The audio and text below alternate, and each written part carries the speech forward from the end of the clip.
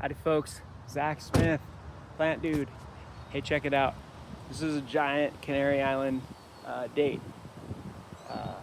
Phoenix canariensis. My brain is not working this morning, but let's check this thing out. What I love about it is like, when you get into some of these business parks, the maintenance is really low, and that's cool because you start to see trees that look like trees because they don't spend money.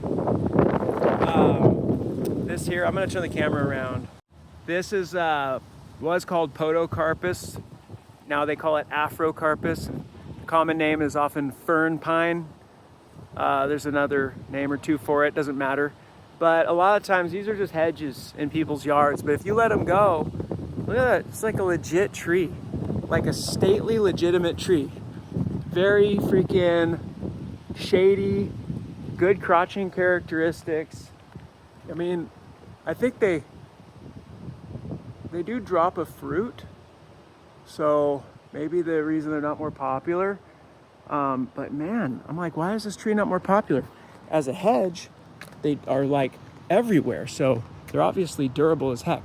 But this is the thing I was excited to see when I pulled up here. And there's a rat box. The first thing I thought about was right there is a, see if I can get my finger in yeah, right there is a rat bait station. And these things can be rat hotels. Oh, hey, here's another cool one. This is a really nice juniper ground cover.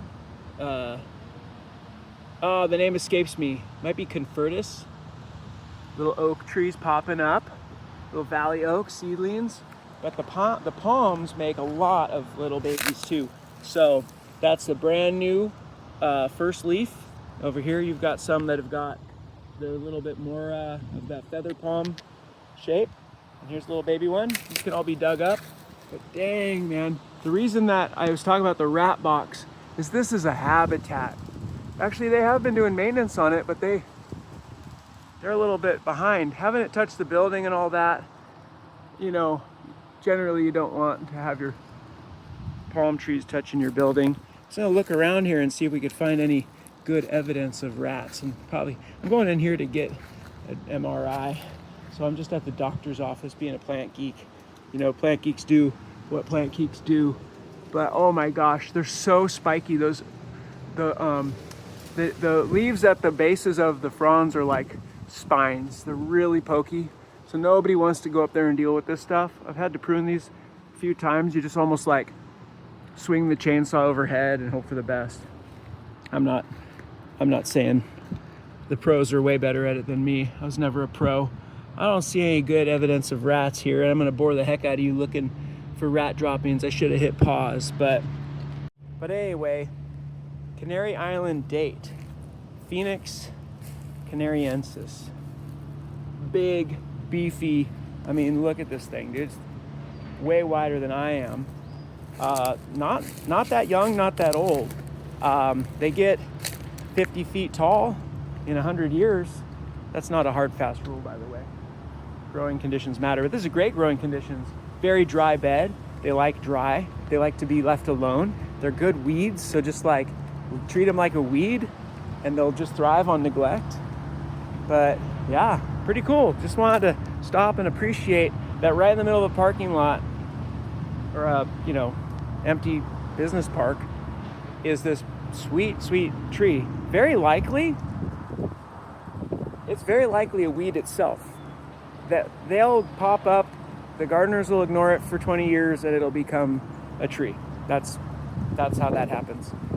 I'm not saying that's exactly it, but over there, I don't think I'll be able to show you, but way over there, if you believe me, where I'm pointing, in the brushy undergrowth is a probably 5 or 10-year-old, probably 5-year-old seedling Canary Island date. So that's my point.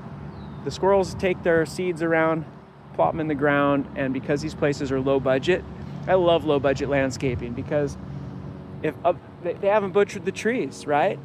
They haven't spent the money, because higher budget, like middle,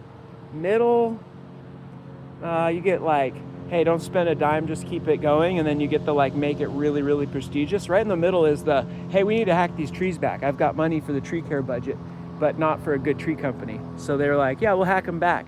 So then you go around and you got these beautiful shady trees for hot, right? This is Walnut Creek. Summertime here is 100 plus. In the middle of this asphalt parking lot, you got like 110, 120. Then you get these shady trees, but the hacks, they call them hacks. This is the industry term for tree people who just think hack those branches off. Then you don't got shade. They just like that it looks tidy, like a hedge, right? Like the hedges, hack them back. But that's what a hedge is. It's a hack. It's like appropriate hackery. All right, with that, I'm out. Oh, one last thing. I was talking about the fruits. They're not fruit, but never mind. They are fruit to you and me, and this is probably why they're not more popular. They drop these squishy fruits that have a pit in them, and they roll around and are kind of like ankle breakers. So if you think about liability or mess, this is a tree that it's actually kind of related to ginkgo. They don't smell like ginkgo. Ginkgo smells terrible.